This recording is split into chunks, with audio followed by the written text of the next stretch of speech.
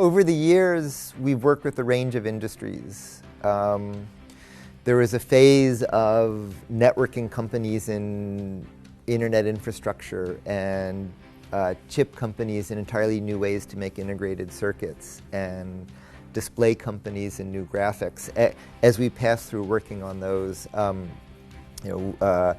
of the developments from my lab is the dominant sensor in the auto industry for occupant sensing.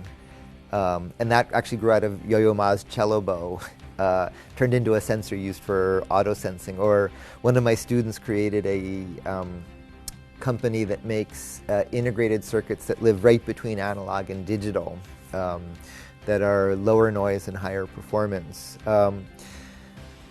As we've progressed, initially, much of the research funding I was involved in was industrial. Now I'd say about a third of our funding in CBA is industry. A third is government on these very long horizon programs that need more substantial infrastructure.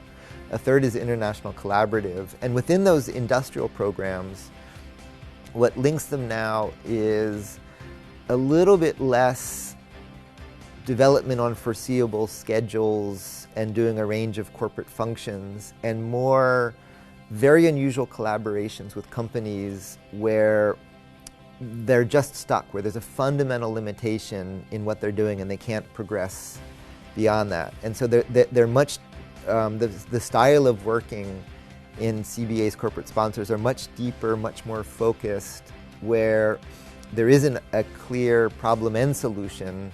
There's big roadblocks, and it's not even clear what the problem you're solving is for how to go beyond it. And they come from a range of backgrounds.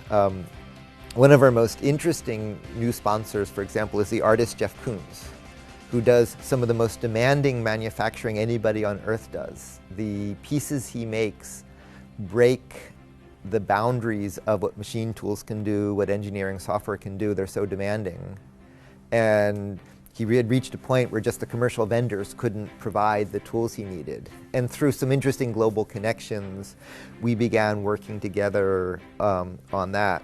Or I'm doing a project with the musician Peter Gabriel and Vint Cerf, the internet developer, and Diana Reese on an interspecies internet, on sort of an internet for cognitive animals.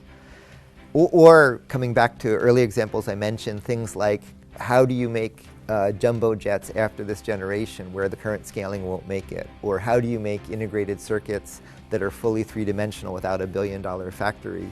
In each of these areas, these sound like very, very different areas if you view them this way, but if you sort of view them this way, they're all kind of aligned in that they all have to do with there's information in the computer and you can't get it out, or there's information outside the computer and you can't get it in, and you need new capabilities that cross those boundaries. And so those are the kinds of industrial collaborations we've been doing that are these kind of grand challenge problems that don't easily fit into recognizable roadmaps. And the real contribution we do, we're good at either very short-term reduction to practice or very long-term directions where we fail often and fail in many different ways. And after a lot of failure, find something good. And in these areas, the real contribution is to fail 9 times, and then emerging from that, find an entirely new way to think about tackling problems in these areas. Like, for aerospace controls, instead of having control surfaces, make materials that change shape, and we've discovered new ways to do it. And so those are the kinds of industrial collaborations we've been doing. Generally, the way those have worked is we don't seek them out. We're limited in our capacity to take them on and the amount of time and attention we can give them. They generally grow out of companies with sort of change agents within the companies who approach us when the usual development roadmaps don't work and say, we don't know where to go with this. And when those match right, those are what lead into the kind of industrial collaborations we do.